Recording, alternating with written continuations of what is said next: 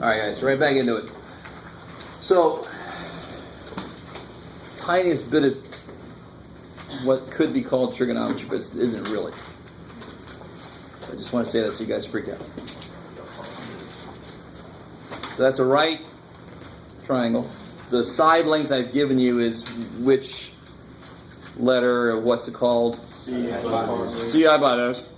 Can anybody, in fact, think about it for a minute. What's got to be true about the last angle in there? 45. Okay, so if that last angle has to be 45, and does everybody see why? I mean, that's 90 and that's 45. Well, that's 90, so the other two have to add up to the other 90, because how many total degrees in any triangle? 180, at least in our geometry. That's not it. So if that's 45, that must be the other 45. All right, so I get a total of 180.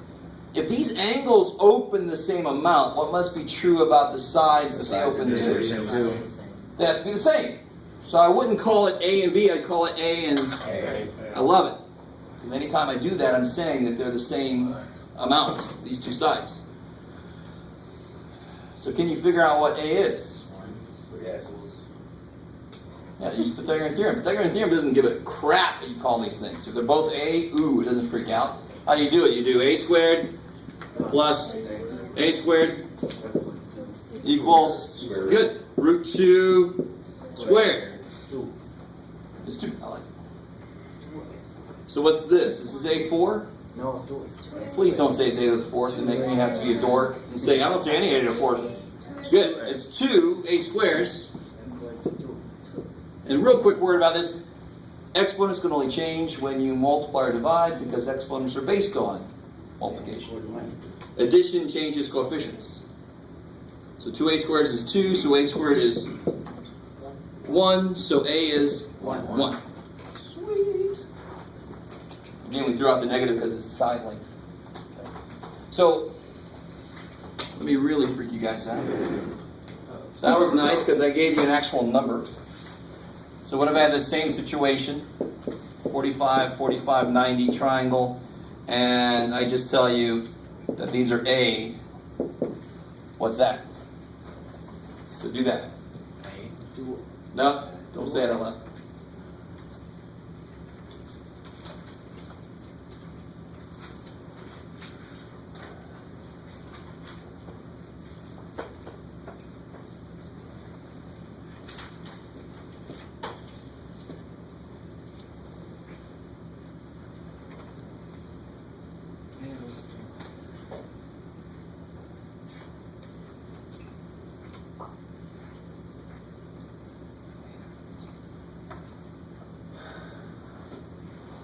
Don't freak out. I don't know if anybody out there is saying, well, then we're going to have two variables. No, I'm really trying to solve for what C is in terms of A.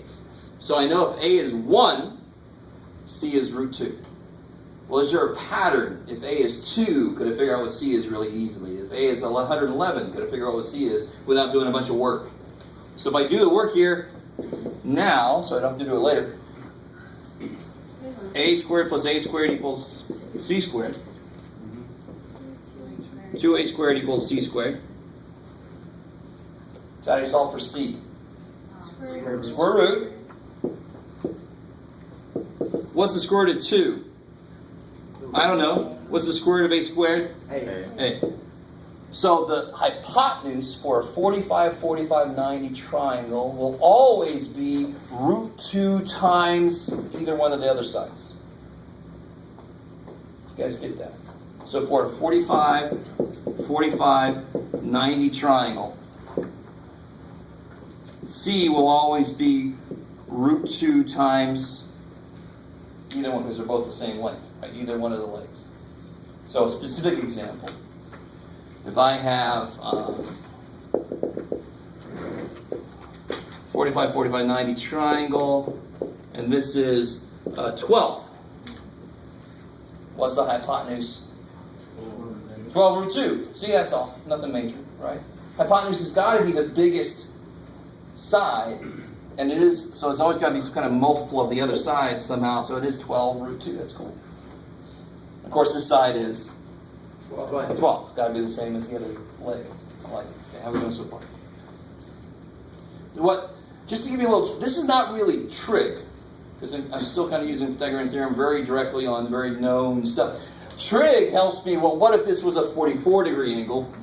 Or what if it was an 11.983-degree angle? That's what trig does. Trig gives us a nice, quick way to figure those out, believe it or not. We're not doing trig. We're just going to stick with this. One other triangle I want to talk about real quick. And this one I like more than this one here. One reason I like it is because I like to say the word equilateral. If I have an equilateral triangle, good. All the angles have to be the same, and if they all have to be the same and equal up to 180, they each have to be how big? 60. 60, 60 would make 180. So they each have to be 60 degrees, right? Pythagorean theorem only works on what kind of triangle? Right. This is a right triangle. No. So then what the hell am I going to do? So let's say I did this and pretend like everything's actually straight. So then I do make two right triangles. Let's focus on one of them because they're both the same. So whatever is true about one is true about the other one. Is that cool? So let me just draw this one again. 30. Good, I like it. So the minute I drew in that height, I cut this 60-degree angle in half. So this is now a 30, 60, 90 triangle. How did you get over here, Ted? Marker. So now, if I call this whole thing 2A, just to be smart, because what I did was I cut it. Well, how long is this now? A. How long is this? 2A. Because it's equilateral, equal sides.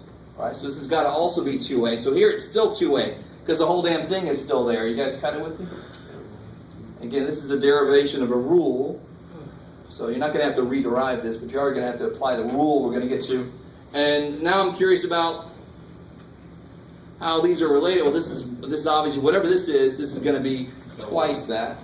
But now I'm trying to figure out how is this related to these things. Let's call this H for right now. I like it. Is that cool? You call it B if you want to, but who cares? So how do I solve for H? A squared plus H squared. Good. A squared plus H squared equals hypotenuse squared.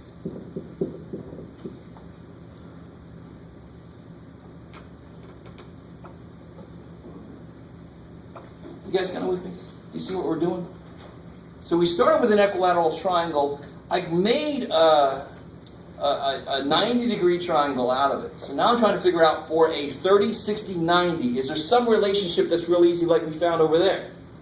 That's easy. You give me a side, I just slap a root 2 on it, that's hypotenuse. That's awesome. Is there something similar to that for a 30, 60, 90? There probably is, that's why I'm doing it, but let's see. A squared plus H squared equals 4A squared. I love it. I'm trying to solve for what? I'm trying to solve for H because the other two are based on A already. I want to know what H is related to A so that everybody's based on the same thing. Good. Subtract 1A squared from 4A squareds. I am incredibly enough to get 3A squares. How do I solve for H? Square root it because it's being squared right now. And this is where a lot of you guys kind of turn off, and I almost don't blame you, but this is not something you're going to have to do yourself. What I'm asking you right now is can you follow and see that it makes sense? See how math doesn't give a shit what each side is called? I just throw it in. Since it's a right triangle, I can do this. And then I can figure out something about this side. These two sides are related. If I told you that was 5, this would be 10. Ooh, so we've already got a nice relationship there. This is H. If this is 5, what's this? H? I don't know. Shit. So if I could have him in terms of A, then I could just 5, 10, whatever, because I can just multiply by whatever I need to, right? Sort of. It's just like I had to just tack a root 2 on something over there. So how do I solve for H? H equals square root. So H equals, what's the square root of A squared? What's square root of 3? I don't know. So if that's 5, that's 10, and that is 5 root 3. So let's do another specific concrete example. If I give you a 30, 60, 90, and I tell you that this is 12,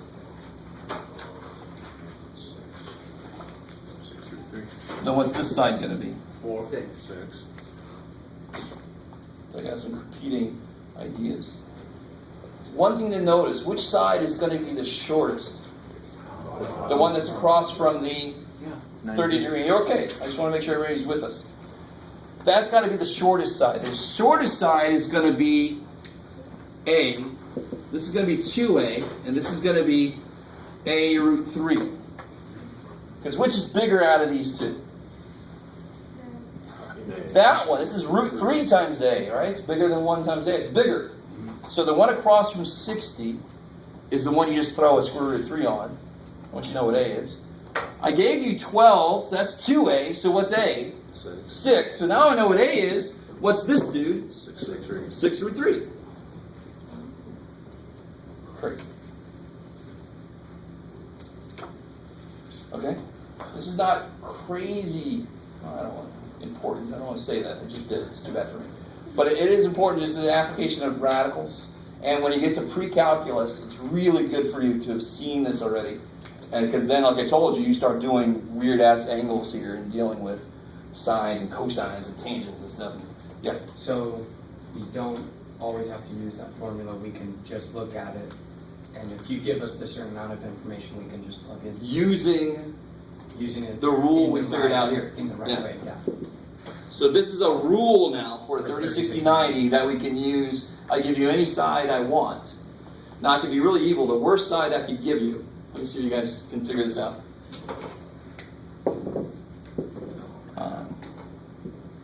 Here's 30, 60, 90, and this is 4.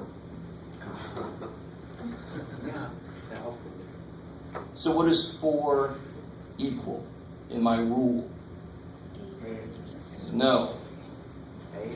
4 is not A. divided by root 3. Or So 4 is the side that's A root 3. You with me? Yeah. A root 3 is 4. So what's A? 4 divided by 4 over root 3. You with me? And once I know A, which I still don't like that, what should I do with that? Oh, that's where you Get a- love it. rationalize the denominator. Yes, rationalize the denominator. So in pre-calc, we do that's going to rule your life for a lot of the trig stuff. Is you do all this work, you get to the end, and you got to rationalize it, or else you're going to lose some points.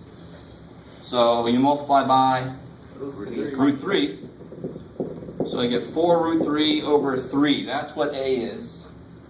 Once I know what A is, Just 2 times that. what's the hypotenuse? Twice that. So the hypotenuse will be 8 root 3 over 3. Ooh. So I give you this, and that is A root 3. That's A times root 3. So A must be this divided by root 3. And you can just write it. Just write it like a little equation and solve for A. Once you know A, that is what this side is. Kick ass. Right? I know what that side is. And once you know that, you just double it to get to the hypotenuse. Okay, so that's, again, I'm not going to spend any more time on that than that. Homework is great. You can refer to your notes, whatever. I want you to know this exists, and that's how easy you can do those 2 triangles. And then trig fills in all the rest of the triangles that you could possibly imagine. Yeah, even not right triangles. It can handle those too. If you use the disgusting formulas. Okay. So the last little idea in this section, it's probably the easiest idea actually. Is this still 12-7? This is still 12-7. It's chocolate block full. So the last idea is finding the midpoint, which is, if I give you 2 points, can you tell me what point is in the middle of it? Which sounds like it's going to be really difficult, but it's actually so stupid easy. And I want to make sure you understand why it would be easy. So again, you do not have to graph the points I give you, but I'm going to graph them just so we can see what's going on. So if I ask you to find the midpoint between 2, 5 and -1, 3, sure.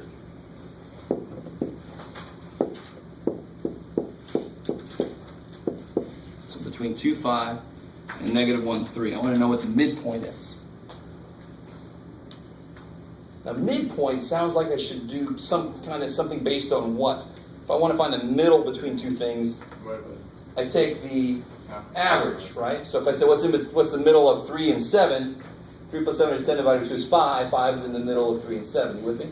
But this kind of doesn't really apply directly. Do I have two numbers? No, I have two freaking points. And how do I average 2 points? So if I look at the x part, just the x part, what's right in the middle of it? It would be the point right there, maybe, right? And if I look at the y part, what's in the middle of it? Oh, right there. And that actually ends up being the midpoint. If I average the x's and average the y's, that'll be the midpoint. It's almost too simple. So the midpoint is the average of the x's, comma, the average of the y's. So just like you said, to average any two numbers, I add them and divide by 2. So if I average the x coordinates and I average the y coordinates, I'll end up with the coordinates of the middle point. That makes too much sense. So what's the midpoint here? What's the average of the x's? So it'll be 2 plus 1, 2 plus negative 1 over 2. You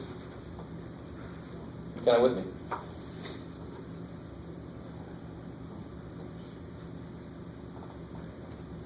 So the one thing here that freaks people out, you're used to doing x2 minus x1. But here I want an average, so I must add them together. Right? So 2 plus negative 1 divided by 2. And then the y part will be 5 plus 3 divided by 2. Of course, that one's easy. What's in the middle of 5 and 3? 4. And what do you get when you do 5 plus 3 divided by 2? 4. 8 over 2 is 4.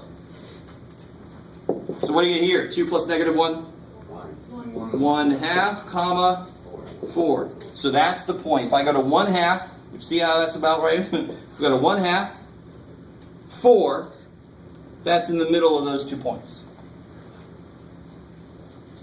It's on the line. That's important. There's a lot of points kind of in the middle, but it's got to be on the line between them. So the true middle. Straight from one point to the other one, in the middle of that line. That little line segment will be right there. So let me give you several things to try based on everything we've done today, just about. So you guys try these.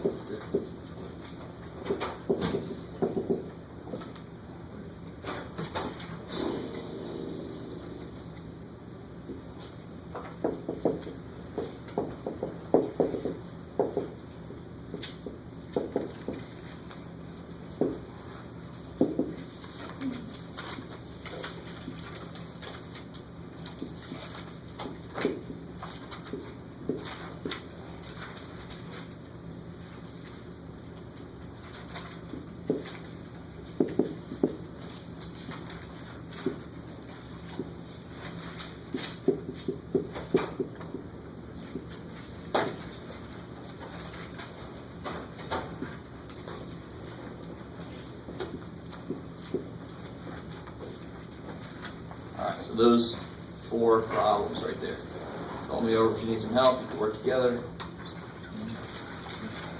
Sit there and stare at the board. Silence.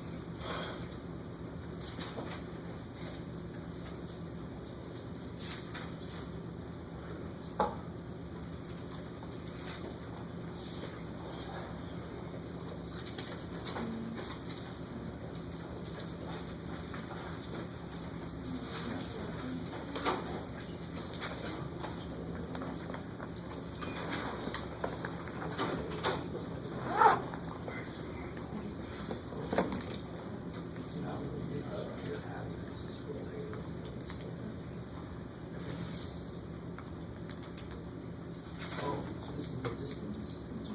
Okay, so the distance. Distance should be subtracted, so negative 2 minus negative 2 plus 2, and then 6 minus 2, 11. But you got your square root across, so you form this big old square root. So you have to do 4 plus 16 first. It's not the square root of each piece, yeah. 2 root 5.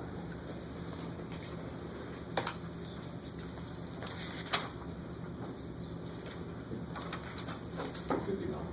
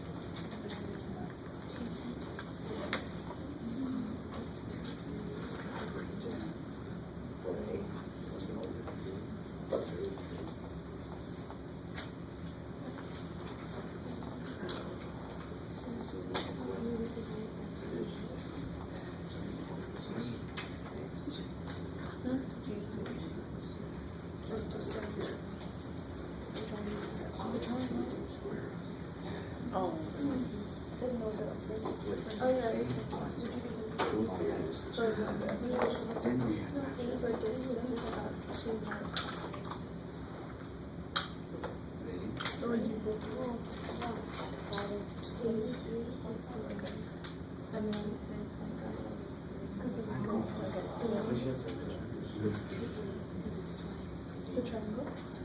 I didn't do it. Oh, negative 4.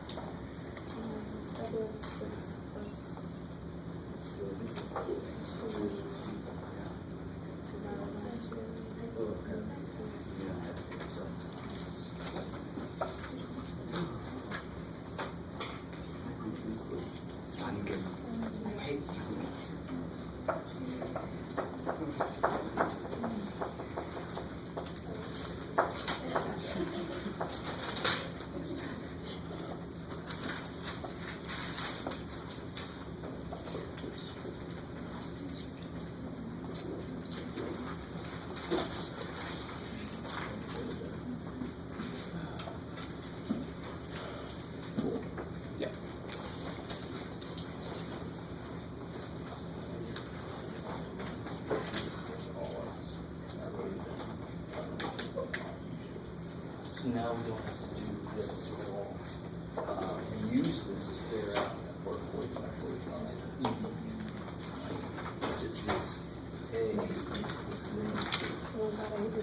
So I know that, so I can do what was used to figuring the figure out.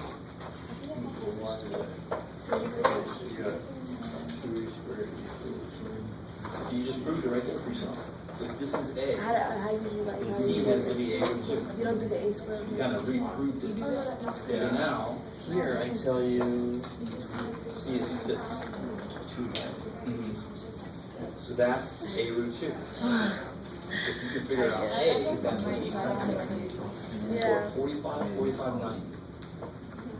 If this is A, this is also A, of course, and then this will be A times root 2.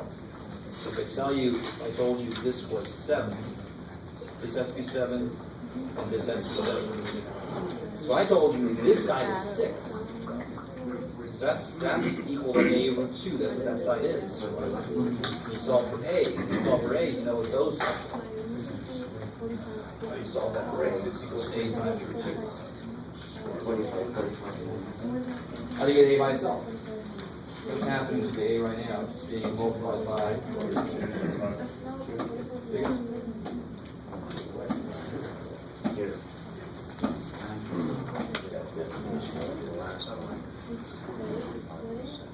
Okay.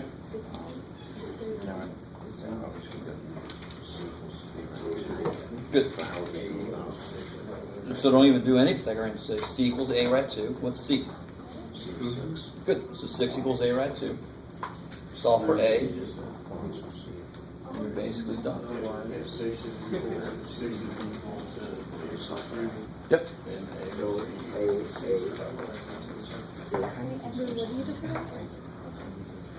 Can I do it or no? Well, No, I was kidding. oh, I see. It is. But how did you figure it out?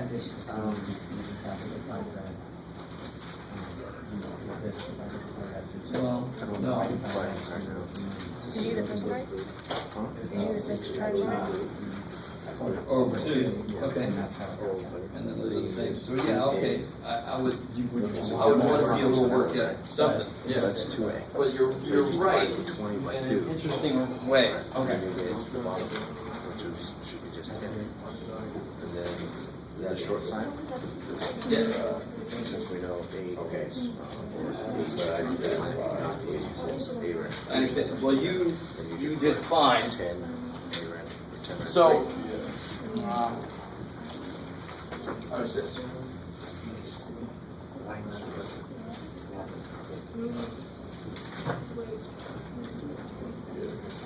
So when you figure out a pattern in mathematics from Pythagorean theorem, you take the pattern and you can now, you're allowed to use that instead of redoing Pythagorean theorem every time. Are you kind of with me? So I could use the distance formula directly. I don't have to draw it, make a triangle. No, I've done all that already. All right, I've done all that on arbitrary points, and I figured out that D equals x2 minus x1 squared plus y2 minus y1 squared. I know what that is in general, so I don't have to do any of the derivation ever again. I could, and now I get the right answer, but I've done too much work, right? That's why we did the hard work earlier. So the same thing happens with triangle. So let's kind of go here. The distance formula is square root of x2 minus x1 squared plus y2 minus y, based on Pythagorean theorem, right? So what's x2 minus x1?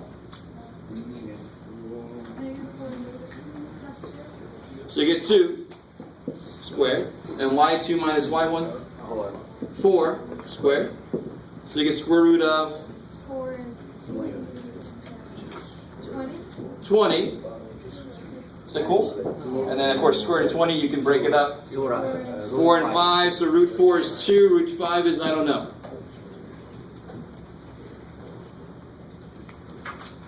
All right, let me let you soak that in. So I didn't have to graph them, I didn't have to draw a triangle, I didn't do any of that. I used this rule that we observed when we did draw and see the triangle, right? I don't have to start from the fresh, I can start from this that works for any points. Midpoint. How do I do that? Good, you add them. This is what kind of sucks. -4 plus -2. You get so used to subtracting them for the other stuff. For slope, for distance, you subtract them. Midpoint, you average them, so you have to add them. -4 plus -2 over 2 2 plus 6 over 2, right? You average the x parts, you average the y parts, and you get to the midpoint that way. So you get negative 6 over 2 is negative 3, 8 over 2. So negative 3, 4. Right in the middle. Right. What was the distance one? 2 rad 5? Yep, 2 rad 5. You rad 20, and you can break that down to 4 and 5.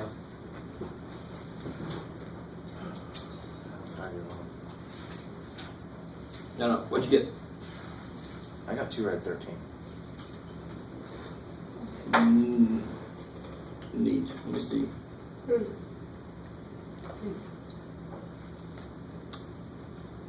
I don't know how you get that. I'll have to take a look. So over here, It's 2 minus x1. I start off semi-nice. Right? So for a 30, 60, 90, Oh, that's what's the hypotenuse in general for 30, 60, 90? It's 2a, because it's the largest guy. So the smallest dude is a, and then the middle dude is a rad 3. So then I can just see where I am currently. So I know which side. I know that hypotenuse. I know it's 20, and that's equal to 2a in general. So what's a? So I can write what I know, what it relates to, and then solve it just like an equation. I know a is 10. So that means this side is 10. Sweet, got a whole side done already. And so the last side has to be 10 rad 3. And then I'm completely done. Right? So I don't have to do any Pythagorean theorem, because I did Pythagorean theorem to get here. I shouldn't have to do Pythagorean theorem over and over. That's the whole point of doing it with letters first, and how it works for everything. So this last side will be 10 rad 3. Number 2, I started off nice. That was kind of nice. Yes, ma'am. So that's the formula that we have written down. Good. So this is the formula. This is the stuff you have to know.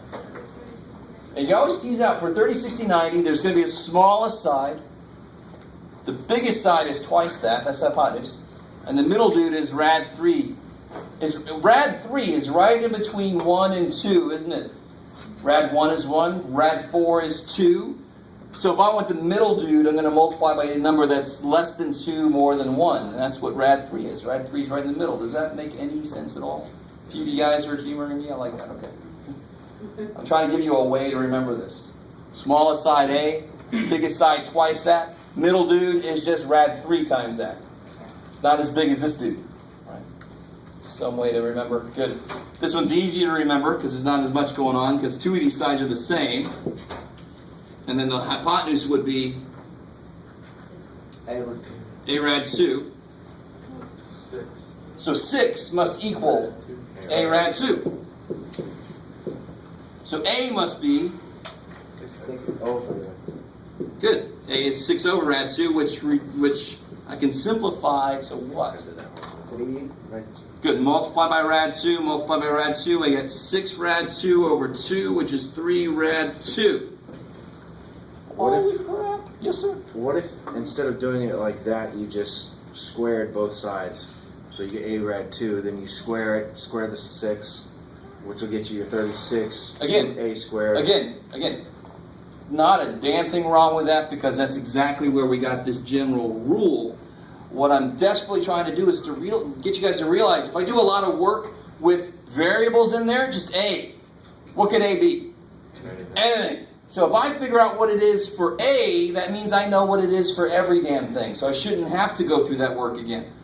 If you did it, I'm not going to take points off. I'm just going to say, you really shouldn't have to do this. Because later mathematics becomes very important. There's a lot of freaking work that goes into figuring out a little shortcut. And you don't want to have to do a lot of freaking work every time. You just want to go there. So I just want to go there. That's easy. That's equal to 6. A must be 3 rad 2. I'm done. Because they're both the same.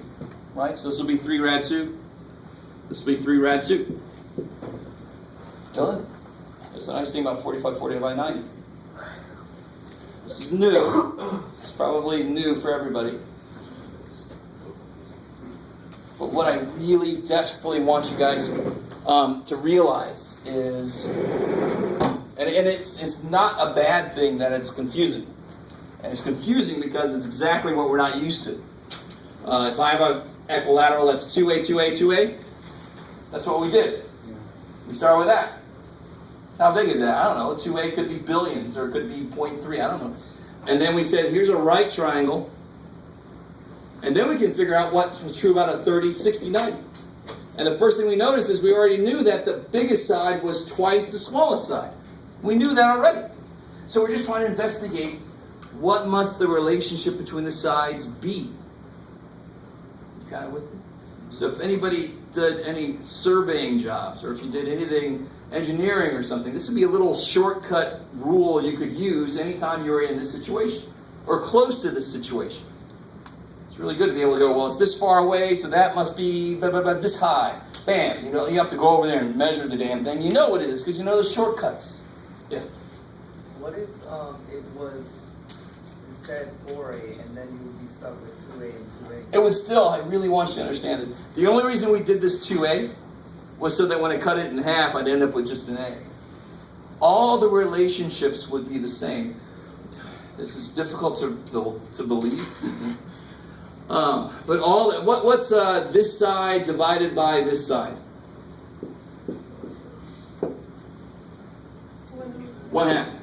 No matter what I call this to begin with, this side divided by this side will be 1/2. Because if I make them all half as big, then that 1/2 multiplier will cancel. It's a little weird to say, but almost too bad. So if I would have started with A, which kind of makes more sense, right? Why would you put 2A there? Just equilaterals, they all have the same side length, A. If I draw this here, how big is this now? Half of it. A over 2. So what's the ratio here? What's A over 2 divided by A? The A's cancel, you get 1/2. Same damn ratio, right? This is still going to be twice as big as this. Right? Isn't it? So it doesn't matter worth anything what you call these sides. The relationships you find out will be the same. It was just clever to call this 2A. It just made it easier to see at the end what the relationships were. It's like, well, I could have called it 3A. I could have called it 18M. I don't care. The relationships would have been the same. So for 30, 60, 90, now I know the relationships. The smallest side, if I told you it was 3, the biggest side would have to be twice that, right? That's what's important, the relationship. What we call the unknown to get there doesn't matter. Math doesn't really care if I use X or A. It doesn't care.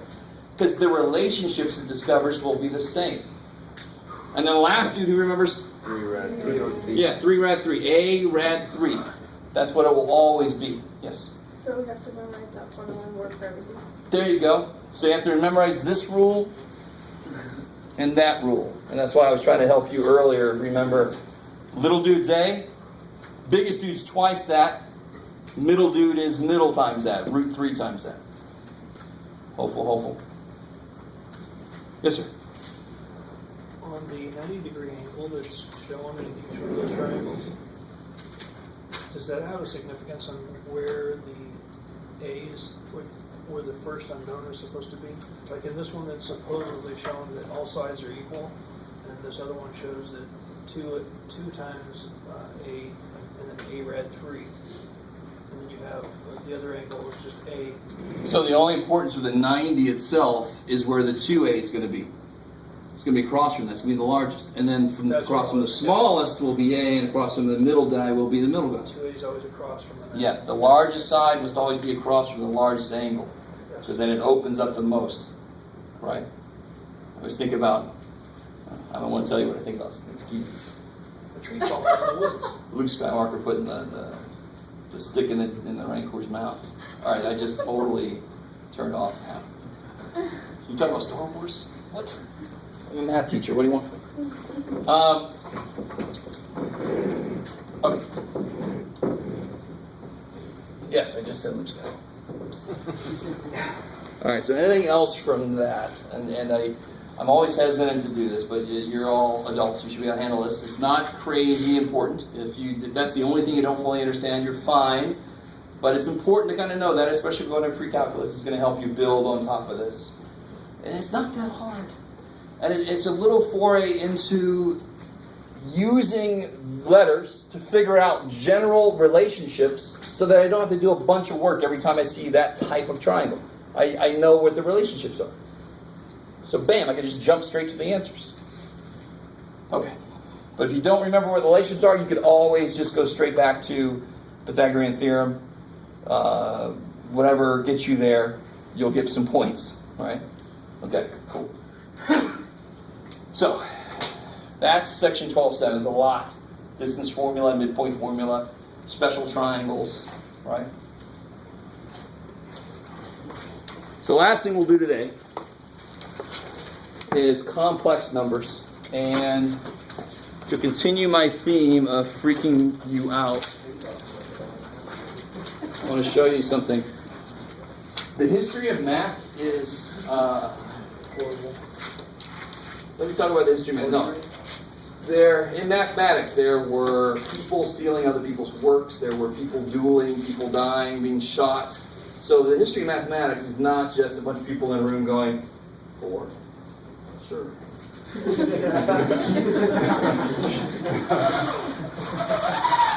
It actually had a lot of passion. It had a lot of people fighting about things. It had people stealing other people's works. Was it like a game? What's up? Was it like a game? A game? Yeah. No. Most early mathematics was based on trying to figure out astronomy. Because it was around the time when humans were looking up and going, what is that, really? You know, it's not just people prick little points. Of course, that was the beginning, was the idea that it was some kind of black tarp and people just poked holes in there. And you can see that's what stars were. And then they started seeing planets, and they're like, what the hell's that? So trying to describe the motion of planets, we're going to get to what's called conic sections, the ellipses and circles and stuff, required higher level mathematics, especially when you're trying to figure out how fast they were going or when they were going to be certain places. The math had to kind of increase for them. And that's the motivation. This is human history motivation of developing a lot of mathematics. Some of it was based on astronomy. A lot of the early stuff was based on astronomy. Now we all know, we're going to get into the quadratic formula. Well, we kind of should already know it a little bit maybe. You guys know the quadratic formula? No. Yeah. Negative b plus or minus square root b squared. No. We're going to learn it. So we don't know that, but we don't know that yet, so I'm going to show you the one for the cubic. This looks disgusting. This is how to solve an equation that has a cube in it. So this kind of sucks.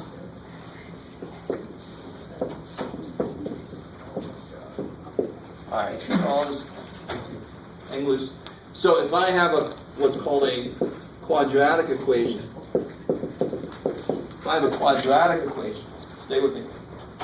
We're going to do this later. We're going to fully, and this is not the book's fault. This is my fault. This is one of the best places to talk about complex numbers. Really, this is one of the places. I'm going to talk about it a different way. If I have an equation like this, the solution would look like that. Believe it or not.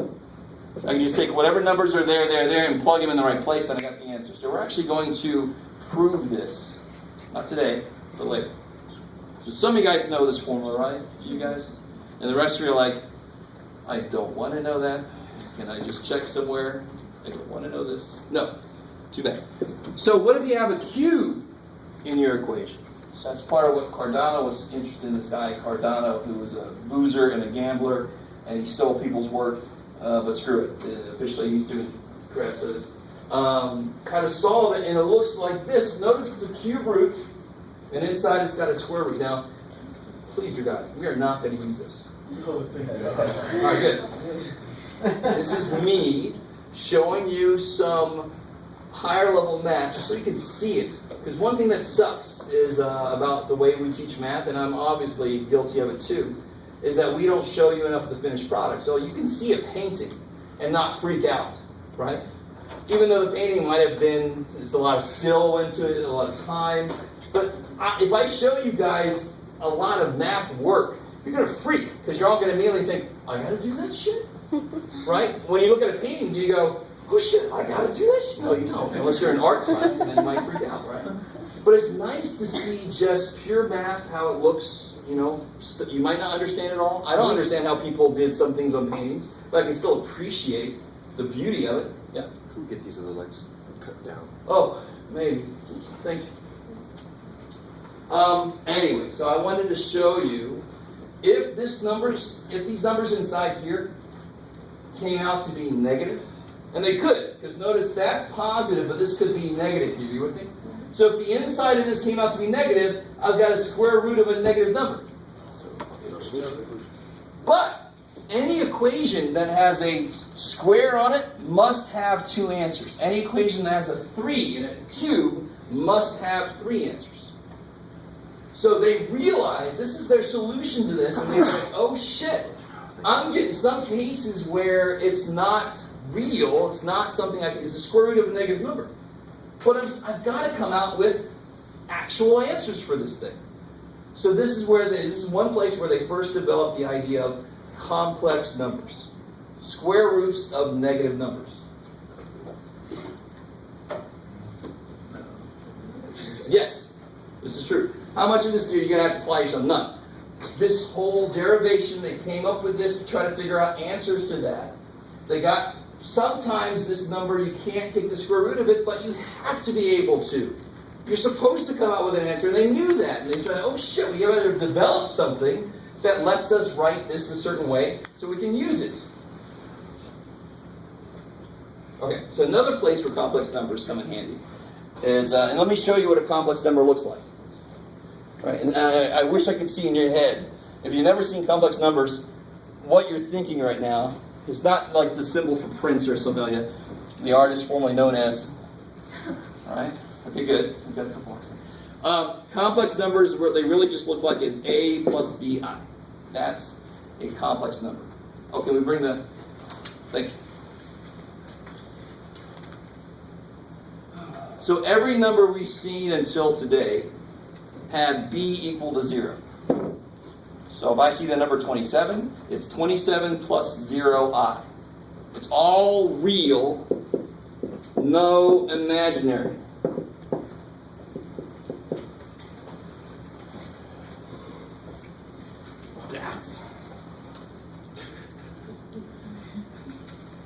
Alright, and the word imaginary truly sucks. It's too bad.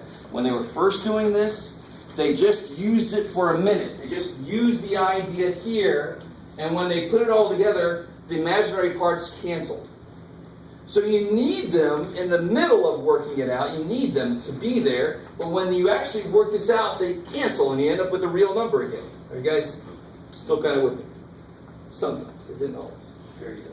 So that's why they called it imaginary. They were like, we just need it for a minute, and it's not really something I know, it's not really exists, so it's imaginary. And it's a really stupid decision to call it imaginary, because then students kind of write it off. You're like, dude, math is hard enough. Now you're telling us you're making shit up, right? Imaginary. Yes, sir. So the B does not represent. Which part of it is the imaginary portion? So this part. I? Oh, Yeah. okay. All right. So this is like I itself. Let's talk about I itself.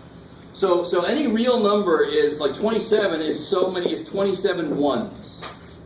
And any imaginary number is so many I's. Right? So let's talk about what the hell an I is. Because we all know what 1 is. Or we think we do, and we'll be okay with that. Let's talk about what I is. Right? And I want an English teacher to walk by and talk about my grammar. What do I be? I is defined to be the square root of -1. That's just what it's defined to be.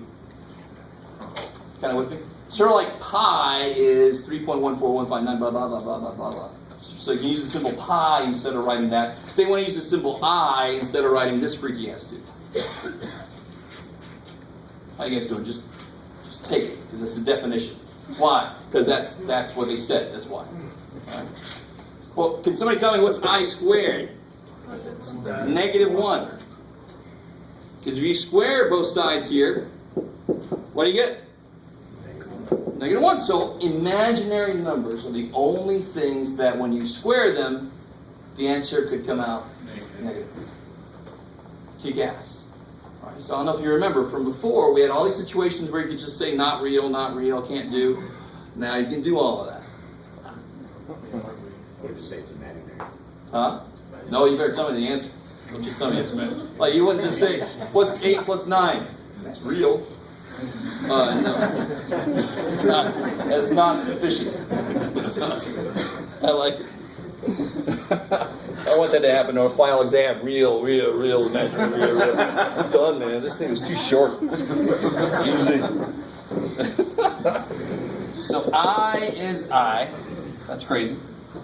Square root of -1. I squared is -1. That's freaky. That's going to take a while. All right, so gear we never went into. So I cubed. Was 1. No, it doesn't equal 1. Let's base it off of what we know. I love it's -I. I cubed is I squared times I. Is that true? Of course it is, because that would be I cubed. All right. So I is a number square root of -1. It's an imaginary number. I can treat it like a variable. You with me?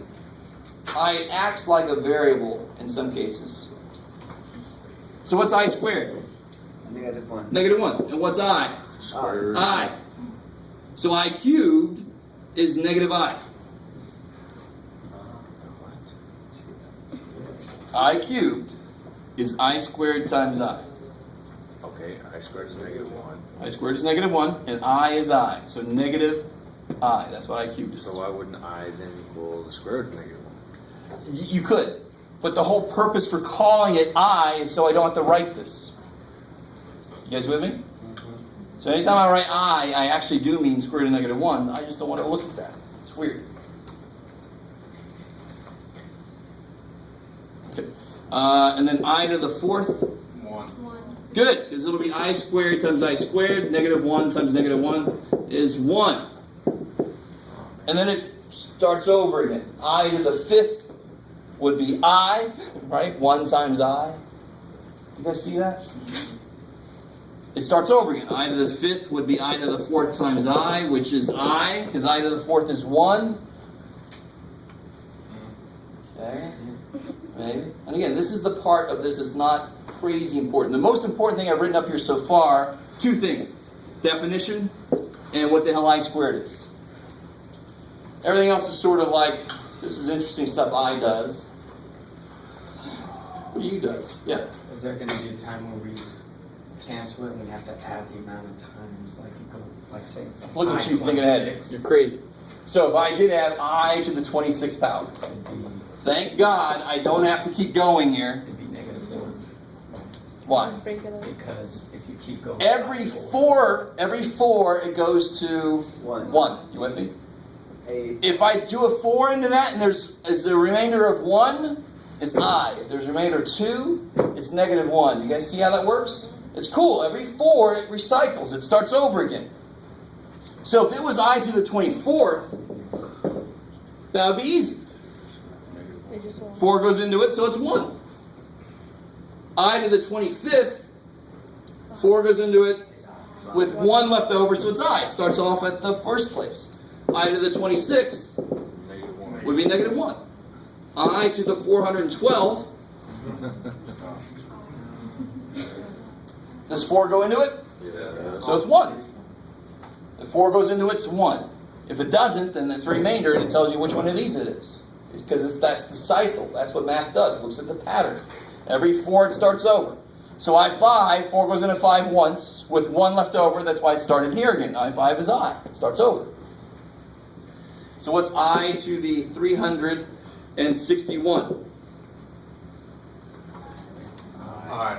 Why? 4 goes into 360 evenly with 1 left over. So it's here. So the answer must be I. Sweet. Okay. So it kind of makes sense to investigate when we create something new. I squared negative 1. What have we done with squared negative 1 before? Nothing. Now we're saying, let's do some stuff with it. Well, the first thing we should do is do some stuff with it. How does it multiply? How does it act on itself? What is it squared, cubed?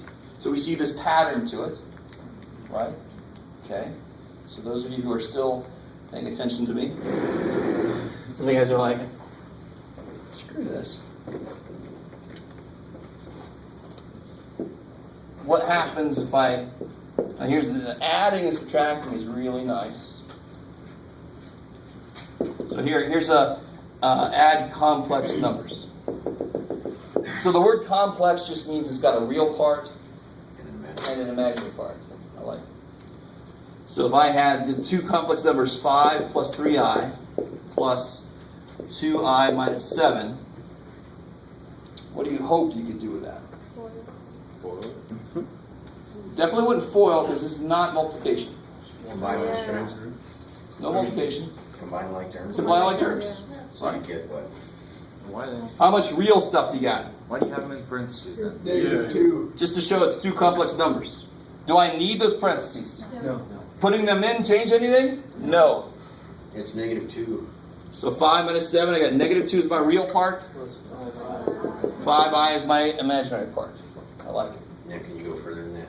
Or are we getting ready to? How do you mean? I can't go further than that with that, but I can then see what happens when you multiply two of them. -2i to the 4th. What's happening? No, I mean like this. That one, -2i to the 4th would not be too bad because I to the 4th is 1. Right. So it'd just be 2. But what if I multiply two truly complex numbers? What if I, instead of adding these two, I multiply them? Then you FOIL it. So the first step is treat I like it's x. The only difference is I is not a variable. I is radical -1. So I know what it is. So at some point I should be able to do something with it.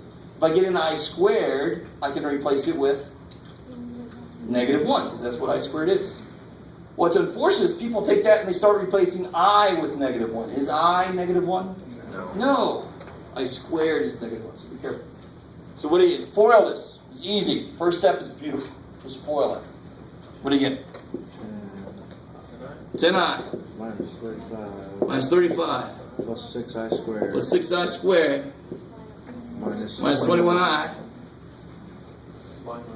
Combine like terms.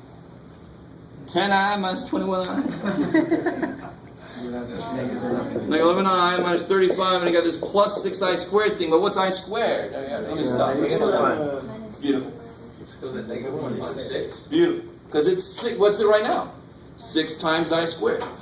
So it's 6 times -1, because that's what I squared is. So it'll be -11i minus 35 plus 6 times -1, because that's what I squared is. Unfortunately, I have somebody always replacing I with -1. That's not what I is. I ain't being that. So then you get -11i minus 35 minus 6, so you get -11i Minus 41. minus 41. That's it. Done. So adding, subtracting, easy as hell. Multiplying, easy. You just got to remember that I squared is -1. So what have we not left? So What have we not done with these things yet? we have. Dividing. Yeah. That's never mind. Oh shit. So first thing, real quick, can you remind me how to do division of radical stuff? So like if I had 2 over square root of 3 minus 2. Rationalize. Rationalize, I love it. Right? So you have to multiply by.